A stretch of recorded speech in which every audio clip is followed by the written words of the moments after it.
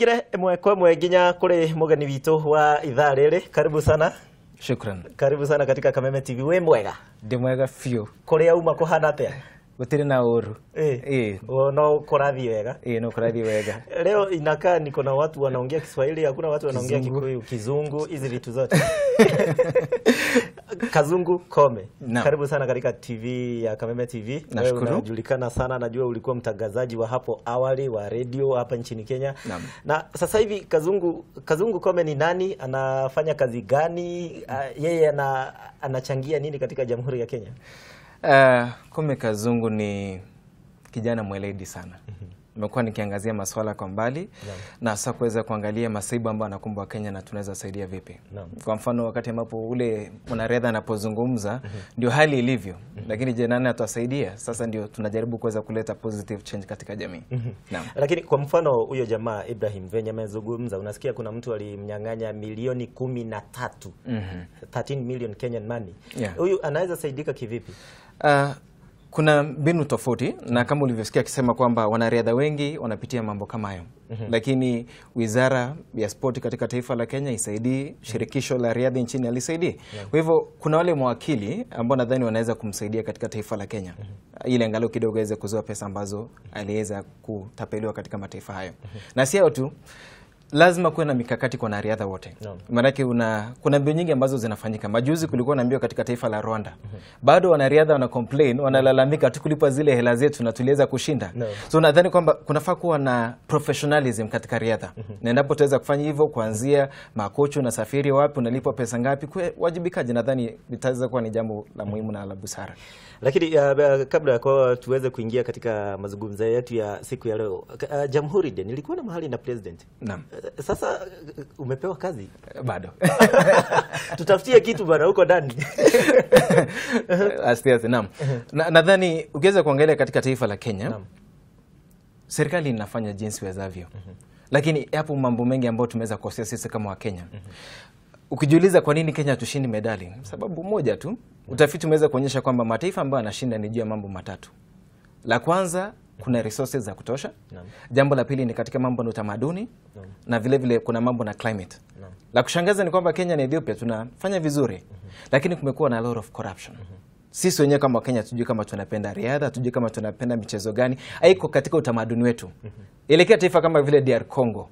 Wakati ambapo kuna soka, stadium imejaa kila mahali, kumejaa, yani uzalendo upo. Kwa hivyo nadhani tumepoteza kidogo kama taifa la Kenya. Kwa hivyo kabla tuanze kutupa lawama hapa na pale, tujiulize sisi wenyewe. Je, tunapenda mchezo?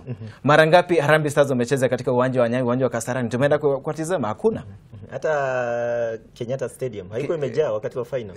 Wakenya walikataa kuenda. Wakenya walikataa kwenda. Kwa hivyo nadhani lazima tuwe na msisimuko, na mchezo ambao nimeweza kushuhudia mara kadhaa ambao umekuwa na msisimuko ni volleyball. Sana sana Nyeri. Katika uwanja watu wa Nyeri pongezi. Wanajitokeza kwa wingi wakati ambapo kuna volleyball, vile vile katika Nakuru. Lakini kwingine kwa ambako unaenda, sidhani kama watu kama wa Kenya tunapenda timu zetu, hatujivunii kabisa. Naam. Kazungu, mwaka wa 2017 Kenya Sports.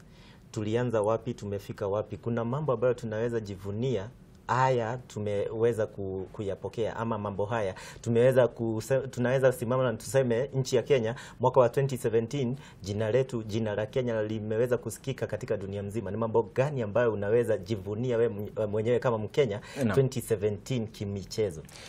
La kwanza nitasema kaka na ambaye anaitwa Manang'oi. Nilikuwa natazama katika mbio za Oslo za Diamond League, ile masafa. Aliweza kufanya vyema tena sana, kwa hivyo ni jambo la kwanza ambalo naweza kujivunia. Tumekuwa na timu zetu zikijaribu hapa na pale katika mchezo wa raga, lakini hatujafanikiwa tena sana pakubwa. Lakini jambo ambalo nadhani kwamba ni la kuridhisha ni michezo ambayo tuliweza kuandaa kama taifa. IWF under 18. Ni mikakati ambayo ilikuwa kabambe tena sana. Na nitamshukuru marehemu Mkaiseri. Nadhani aliweza kujitolea kwa hari na mali kuhakikisha kwamba shughuli inafanyika. Ni shughuli ambayo ilikuwa pevu, licha kwamba kulikuwa na malalamiko hapa na pale, hatukulipwa. Kuna watu ambao wanasema kwamba hawakulipwa. Nadhani ni changamoto ambayo imekuwa kila mahali. Naam. mpaka wa sasa. Mpaka wa sasa. Lakini tukiangazia kando, nadhani hilo ndilo jambo ambalo naweza jivunia kama Mkenya, kwamba tuliweza kuandaa makala ulimwengu, tukakuwa na umati mkubwa zaidi, Wakenya wakaweza kufanya vyema. Nadhani hilo ndilo jambo kubwa sana ambalo tuweza jivunia mwaka huu. Juzi ya Mungu Kenya wameshinda Sekafa. Sana. Hilo si jambo la kujivunia. Nilikuwa ni japo. Ilikuwa bahati nasibu. Naam. Ukiangalia katika timu yetu kama Harambee Stars, tumekuwa tukibahatisha. Na tangu wakati ambapo elimu ilikuja ya soka katika taifa la Kenya, ilikuwa ni mwaka 1935. Ikaletwa katika syllabus, ilikuwa ni riadha vile vile soka. Kuna wakati ambapo Kenya ilitamba. Watu kama Kadenge walijulikana. Watu wengi waliweza kujulikana, lakini kuanzia mwaka 1985 ufisadi ukiingilia katika soka yetu. Kwa hivyo sasa inakuwa unapata kwamba katika vilabu vingi hapa Kenya si kuhusu talanta yako. Je, unajua kocha? Umetoka katika labda jamii fulani. Uelewa? So nadhani kwamba soka yetu tungekuwa mbali tena sana, lakini hatujakuwa na mikakati kama Harambee Stars. Mara nyingi tumecheza. Mwanzo kidogo nitaambia pongezi, tumeweza kupanda katika rankings zile za FIFA, msimamo ya FIFA, lakini si pakubwa tena sana. Kuna mechi ambao tulicheza lakini kuna mataifa ambayo tungeshinda. Tulicheza na Iraq wakatushida. Wakatugonga. Angalia. Timu ambayo kidogo sheli tunajaribu kidogo Cape Verde hapa na pale, lakini kumbuka kwamba Cape Verde haiko katika haijakuwa recognized na FIFA. Kwa hivyo ingetusaidia pale pakubwa. Lakini angalia majirani wetu wanafanya vizuri tena sana. Mataifa kama vile ya Cameroon, nadhani tumeanza vema. Na unakumbuka kwamba kocha ambaye amekuwa hapo awali kabla ya kuwa msaidizi, ilikuwa ni kubahatisha sana. Unavyotazama Kenya tunavyocheza, washambulizi wajui position zao, defenders wajui position, ni kubahatisha. Twende pigwe sawa. Lakini hata hivyo tunashukuru Mungu kwamba pongezi kwa timu yetu ya Harambee Stars kwa kuweza angalau kufuzu kwa finali na kuweza kunyakua kikombe hicho. Shabaha sasa ni AFCON. Na kabla tuelekea hapo katika AFCON, iliniuma sana kwamba tulikosa kupatiwa zile hosting rights za CHAN. Maana hatuko tumejiandaa kama taifa. Mpaka wa sasa kuna story ambayo tunaandaa. Ukienda katika hizi viwanja zote, nayo stadium iko tu hapa. Hakuna kazi inaendelea. Ukiongea na contractor anakuambia bado pesa haijatoka kutoka Sports Kenya. Ukienda wa Kipchoge Stadium kuna two different contractors. Hao wawili wanafanya kazi moja. Wanakuambia mimi sijapewa pesa, mwingine anakuambia sijalipwa pesa. Kinoru Stadium contractor anakataa kuongea, manake ametumia pesa zake mpaka amefika kikomo. Sasa unashindwa hizi stadiums. Kenya Premier League inaanza January, inaanza next year. Watachezea wapi akina AFC? Akina Igwe Derby itachezewa wapi? Na inaaminika kwamba huwa inachezewa katika uwanja wa Nyayo Stadium. Hizi viwanja hakuna kazi inaendelea, zimekwama hivyo. Tuseme nini? Hapo ndio pana tatizo kubwa sana. Serikali ishatoa hizo hela, lakini kwa watu ambapo wanapaswa kuweza kuzitumia vizuri, atumii vizuri. Na nadhani katika muda mwisho wa Rais Uhuru Kenyatta, ile ndilo jambo ambalo kidogo ataweza kuangazia. Maana ukiangalia sport iko katika agenda ya Jubilee kuhakikisha kwamba angalau michezo inaleta uwiano katika taifa la Kenya. Lakini itabidi kila mtu aweze kuwajibika. Ni aibu kubwa sana kwamba unapatiwa kazi kama contractor, ushalipwa pesa zako, lakini kutimiza ni jambo ambalo si la busara. Kwa hivyo tunaomba kama sisi kama washikadau labda katika soka, kama wananchi, tafadhali kama ushapatiwa kazi, tengeneza ule uwanja. Maana timu zetu zinapaswa kuendelea kujiboresha zaidi. Naam. Haya, tukitoka kidogo kwenye futiboli, tuingie riadha. Mwaka wa 2017 itakumbukwa kwamba Kipchoge ama Eliud Kipchoge aliweza kuretire kutoka kukuwa president wa AK. Kutoka president wa NOC. Sasa hivi tuko na Paul Tergat, ndiye president mpya. Kidogo atasaidia wanariadha. Naam. Paul Tergat na Barbas Korel ambao bila shaka ni mwenyekiti wa tawi la Nairobi. Nadhani ni watu ambao kuna moyo wa michezo. Wamekuwa pale kama wanariadha. Mtu kama Korel, kuna wanariadha wengi ambao wanashiriki katika mataifa mbalimbali kama vile Marekani. Yeye mwenyewe watu kama vile Kemboi amewapeleka katika mataifa ya Marekani. Kwa hivyo ni mtu ambaye nadhani kwamba wameperform vizuri. Amekuwa pale, nadhani kwamba wakati ambapo tunajiandaa, angalia tayari washatoa budget. Msimu uliopita ilikuwa ni milioni 350, sasa ni 40 million. Kwa hivyo ni jambo ambalo naamini kwamba washatembelea kule ambako michezo ya madoli itaweza kuandaliwa. Nadhani kila kitu kiko shwari. Lakini ingekuwa ni hapa awali tulikuwa tunafanya mambo dakika ya mwisho. Lakini nampongeza sana Tergat na Koril, wameanza kazi mapema zaidi. Kwa hivyo kisa ambacho kilifanyika 2016 Brazil tusingoje. Na nadhani kwamba wakati ambapo tunaendelea na mambo haya, itakumbuka kwamba katika hizo Olympics kulikuwa na shida. wanariadha wakaweza kulalamika. Jambo ambalo nitasema tukumbuke kwamba officials ni muhimu akuwe pale, lakini mtu wa maana sana ni mwanariadha mwenyewe. Kwa hivyo tuhakikisha kwamba wanariadha wetu wanapatiwa malazi mema, malezi ni mema vile vile, na tickets ni nzuri. Na ukiangalia katika riadha imefanyika wakati ambapo timu nyingi zinasafiri.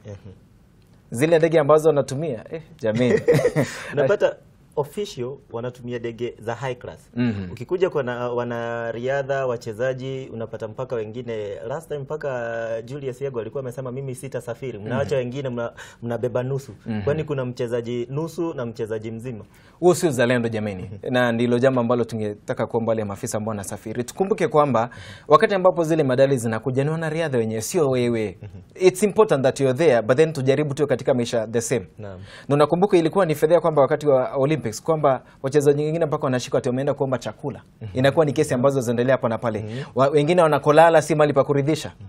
Aibu gani kama taifa la Kenya jamani? Hapana, tuache binafsi, tufikirie ni nini tunaweza fanya na riadha wetu. Manake wakati ambapo mwanariadha ako sawa, they'll perform very well for you as a nation. Naam. Maoni yako kwa habari ni Minister wa Sports hapa nchini Kenya, Dr. Hassan Wario. Amefanya kazi, anafaa kuendelea na kufanya kazi in the next 5 years. Hapo swala tata. Swala tata kabisa. Nitasema jambo moja. Wario ni overseer wa michezo katika taifa la Kenya. Lakini federation ambazo tuko nazo zimekumbwa na ufisadi wa hali ya juu. Anajaribu jinsi anavyoweza, lakini federation zenyewe lazima mwanzo zitokee kwa wazi. Pesa mwatumia vipi? Maana ukiangalia kwa mfano katika michezo mingi unapata kwamba kuna wakati ambapo kampuni ya Safaricom ilijiondoa kufadhili michezo. Wakasema kwamba ufisadi hatutakubali. A lot of corruption ilikuwa inaendelea katika mchezo wa raga. Kumbuka Safaricom Sevens wakasitisha. Kwa nini? Corruption. Soka ya Kenya ilikuwa sawa. Wakati ambapo rais wa awali alipokuwa, bas tukadidimia chini. Kwa nini? Ufisadi katika michezo. Kwa hivyo nadhani mambo mengi, nadhani kwamba sukumo la mwisho ni kwa wale viongozi wa shirikisho mbalimbali katika taifa la Kenya. Lakini kidogo ukienda kwa wachezaji ukiongea na wao wanasema tutaki Wario. Sports amepeleka wapi, alitoa wapi, tuko wapi, tunaelekea wapi. Wengi wanasema Wario ndio shida katika michezo ya Kenya. Sikubaliani nao. Kwa nini? Manake nitakwambia kwa mfano kama mimi ni mzazi wako. Uko kule nje katika kiwanja. Nimeacha ndugu wako aweze kukuwajibikia. Itakuwa vipi tena mimi ndo nafanya naanguka katika mtihani katika shule? Nadhani ni zile lawama ambazo tutarushania hapa na pale, lakini ukweli kwamba ni uchungu. Kweli useme kwamba kuna watu ambao wajibike. Kabla utufike kwa waziri. Viongozi wa vilabu mbalimbali ulize wenyewe. Kwa mfano juzi umeona kwamba wachezaji wengine hata wanagoma maana yake hawajalipwa. Hiyo ni mambo ambayo tutasukuma kule juu. Nadhani kwamba ndio kuna tatizo. Tusisukume lawama zetu kule juu. Sisi wenyewe tujiulize, wewe kama mchezaji, lawama zako ni gani? Angalia Kenya, unafika saa ngapi katika uwanja? Wakati mwingine Kombe, watu ama federations zingine inasemekana kwamba zingine zinapatanga favors kutoka kwa Rio Sports Kenya, zingine hazipati. Ukiangalia Boxing Association of Kenya, wameishi kulalama. Hii mwaka yote wameishi kulalama. Tunataka kwenda championships fulani Egypt, nje ya Kenya. Pesa hatuna. Angalia kuna wachezaji ambao wako na the disabled. Juzi walikuwa naenda Rwanda, walitumia mabasi. How? Basi hapo unaonekana kuna tatizo. Nadhani kwamba ukiangalia katika ili tuweze kujiboresha kama taifa katika michezo. Ipo mikakati. Si kuzungumza tu kwa wazi. Nadhani kwamba washikadau wengi wanapaswa kuja pamoja.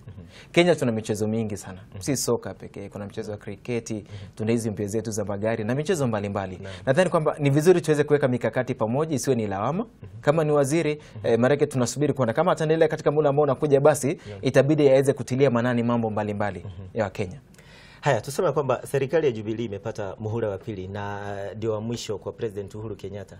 Ni mambo gani matano wewe kama mwanaspoti ambaye anayejali maslahi ya wanaspoti wote hapa nchini Kenya, ukizingatia ni spoti yoyote, mchezo wa mpira wa mguu, volleyball, racing, hizi vitu zote. Mambo gani magani tano ambayo serikali ya Jubilee inafaa kutilia mkazo ama inafaa kustress on? Jambo la kwanza ambalo bila shaka najua kwamba kila Mkenya anatarajia ni mambo na viwanja. Na lipo katika mikakati. Nadhani ni jambo ambalo litaweza kutekelezwa. La pili, tunafaa tuwe na policy kama taifa ya michezo. Na ukiangalia aswa katika masuala ya sports development kama vile vijana ambao tutaguzia hapo baadaye kidogo, tuko na MAISA pekee, ile ya Mathare Youth Sports Association, ndio pekee imeweza kuweka mikakati mbalimbali. Nadhani jambo la pili ni kwamba basi tuweze kuwekeza zaidi katika michezo hapa katika taifa letu la Kenya. Jambo la tatu ambalo bila shaka nadhani kwamba ni la muhimu tena zaidi, ni tuweze kuwa na, nadhani kwamba ni mawazo mazuri kuhusiana na riadha wetu. Michezo yote basically tujiulize tunataka kuwa wapi kama taifa, tuketi chini tuangalie ni michezo gani ambayo iko katika taifa la Kenya. Kuna michezo mingi ambayo hatujashiriki. Kwa mfano canoeing, rowing zinafanyika kule Sagana, zingine ni kule katika creek kule sehemu za Mombasa. Rock climbing, bas mountain, hizo rock climbing na mountain climbing zote zipo. Kenya kuna michezo mingi zaidi. Na nadhani kwamba serikali ni vizuri iweze kuketi chini, isiwe tu ni stadiums pekee. Lazima tuangalie mikakati yote kutoka kwa wanariadha. Tufikirie system yote itatokea vipi, mundo msingi katika sport. Naam. Haya, swali lingine labda ukiangalia vijana, saa zingine wachezaji huwa tunasema si vizuri kuangalia tu serikali, unaimba serikali haisaidii, inasaidia haisaidii. Sisi kama vijana, sisi kama wachezaji, ni role gani tunafaa kuplay ya kwanza ama tunafaa kutimiza ya kwanza kabla hatujafikia serikali tuambie sisi tumefanya A, B, C. Si nyinyi tunataka mtufanyie hizo zingine. Nitasema kwamba vijana wanajua sana kucheza katika michezo ya pata shika na potea. Na wewe kama mwanariadha popote pale ulipo, si serikali kila wakati, si timu yako kila wakati, umeweka effort gani binafsi? Angalia wanariadha ambao wanatajika katika ulimwengu, Cristiano Ronaldo, wote asubuhi wanapiga mazoezi. Angalia mtu kama Eliud, wanafanya mazoezi usiku kucha, waelewa. Kwa hivyo nadhani kwamba ni vizuri mwenyewe kama mwanariadha uweze kujitolea, ujue kwamba kuna jambo ambalo laja hivi kwa rahisi. Kwa hivyo sisi kama wachezaji wachanga tuweze kujitolea, tunafanya part yetu. Na kidogo kabla ukuje nilikuwa na wachezaji wa kabadi wanasema hatuna pesa, hatuna federation zingine azitutambui. Hii jambo la kutambulika, nani wanatambulika, michezo gani inatambulika, pengine linaweza suluhishwa kivipi? Miaka miwili iliyopita nakumbuka waziri wa Ria akisema kwamba kama wewe ni federation ujisajili. Ni jambo ambalo wengi waliweza kufanya, kuna wale ambao hakufanya hata kidogo. Kwa hivyo nadhani kwamba hizo federations kuna nyingi ambazo ziko hapa. Mwanze kurun michezo yenu professionally. Maana yake naamini kwamba kuna corporates nyingi ambazo zimeweza kuingilia katika mchezo. Kwa mfano benki kama KCB, naona inadhamini mashindano ya magari. Vile vile kuna michezo ya golf katika taifa la Kenya. Maana yake kuna uwazi katika shirikisho hizo. Kwa hivyo nadhani kwamba hizo federations mjizatiti, mweke na mikakati, muweze kuwa kama ni akaunti za benki, mko wazi. Nadhani kwamba kuna kampuni nyingi ambazo zitawapatia udhamini. Haya, swali lingine Kome, Kazungu. Labda ukiangalia kidogo katika counties, tuko na county 47 katika Jamhuri ya Kenya. Wote tuko na Minister of Sports, wanafaa kuinua maisha ya vijana kispoti. Pengine for the last 5 years hatujaona hata sijaweza kupatana na any minister of sports from any county ambaye anakuambia sisi tumefika hapa tusaidie hivi, sisi tuko na hii ligi tunataka tucheze kama tuko na Kiambu County Football Club, Meru County hivi wanafaa kufanya nini ili waweze kuunganisha nchi pamoja kispoti? Tatizo ni moja katika county hizi zote. They don't care kama kuna miundo msingi katika soka, katika michezo. Wanafanya tu, wanaandaa tu shindano moja pekee, waonekana wanafanya kazi. Na ni riadha. Ni riadha. Wakati mwingine unapata kwamba kuna kombe la governor, siji kombe la nani hapa na pale. It's all show off. Hakuna jambo ambalo tumeweza kuweka mikakati. Kwa hivyo kama ni hizo county, tafadhali tuweze kuangazia kwa undani. Timu zote ambazo ziko katika county hizo zote, tuwe na mikakati. Mnaanza katika location fulani, niingia katika division, zones. After that mkuwe na timu. Kwa hivyo kama ni eneo fulani, county fulani iko na timu. Alafu katika maeneo mbalimbali, inaweza kuwa ni Mount Kenya team. Unaona? Alafu niyo michezo ambayo inaendelea. Na ukiangalia kabla hata tumalizie, wakati ambapo tunalalamika kwamba tunahitaji facilities kubwa zaidi. Angalia vio kwa mfano primary schools na secondary, wana perform vizuri. Viwanja ni vile tu. Wengine hata wanafanya high jump. Achana hata na mchanga ule ambao tunajua. Mtu ambaye anatumia si mtu wa chuma. Kwa hivyo nadhani kwamba it's all about kujitolea kama wa Kenya. Na tupende sport zaidi na vile vile tuweze kuiga sport kama utamaduni wetu. Niliona mpaka kuna Minister of Sports mwenye amepitisha miaka 50 a certain county. Hiyo nayo anafaa kuangalia vijana kivipi. Kuna 50 years. Utafikiria pamoja na vijana. Simba mzee bado ni Simba. Haya, tukimalizia baada Kazungu, pengine advice yako, na najua kwamba uko na mipango mizuri sana kwa vijana wa Kenya. Pengine ni mipango gani uko nayo 2018 ikifika kwa vijana, sporti, government ya Kenya hivi? Mpango ni mingi zaidi. Na nadhani kwamba mwanzo kabisa lazima ikuwe na hiyo awareness. Tuweze kuwa na talent development katika county mbalimbali. Na vile vile tujiulize hao vijana wetu ambao wanafanya kama ni soka, ambao wanafanya katika volleyball, tunaweza wapeleka wapi? Naangalia kwamba kuna wanariadha wengi, kwa mfano michezo mingine ambayo Kenya hatujaenea zaidi. Lakini kuna katika mchezo wa basketball, wachezaji watatu wanacheza katika mataifa ya Marekani.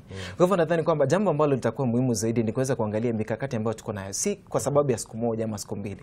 Tuangalie maisha yetu ya usoni. Kwa hivyo ni jambo ambalo bila shaka litakuwa katika kipaumbele, tukiweza kusaidia vijana.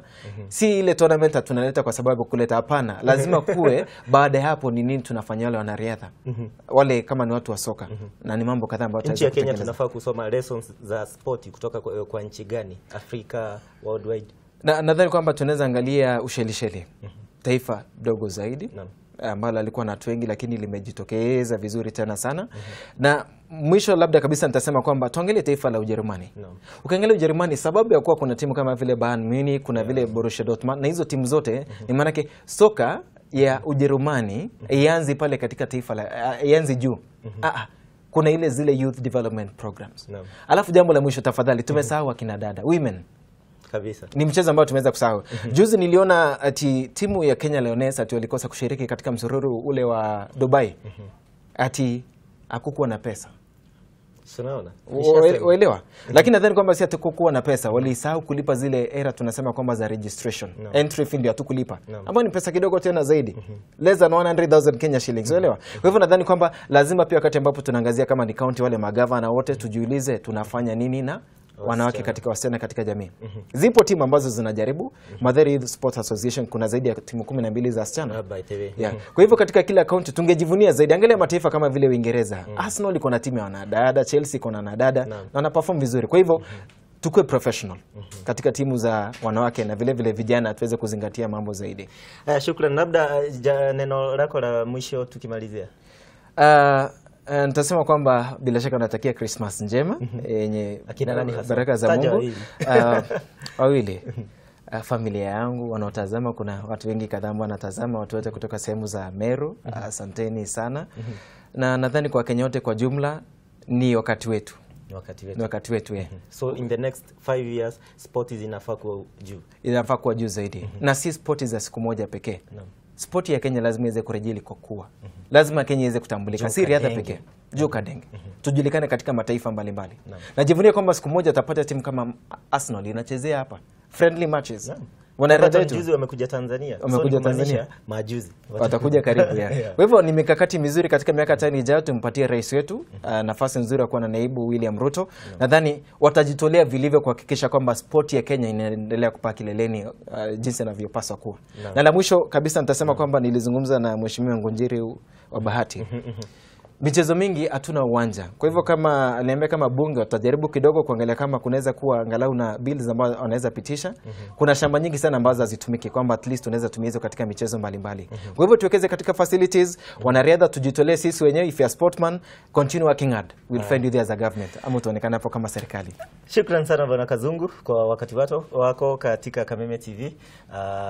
Tutapatana baada ya Christmas. Unaenda wapi? Christmas naenda Meru. Meru. Meru sitafika. Kuna madam anaitwa Rose hapa, director. Ametoka Meru. Salamu zako kivipi naweza zifikisha? Mukeithie. Demokeithie muno. Mukeithie muno. Thank you muno. Nanjira ni aketheka. Ni aketheka. Mwire thank you. Nimefurahi kuwa hapa na thikiriria hothe murathimo na mukoro na Christmas njega. Thank you muno. Asante sana.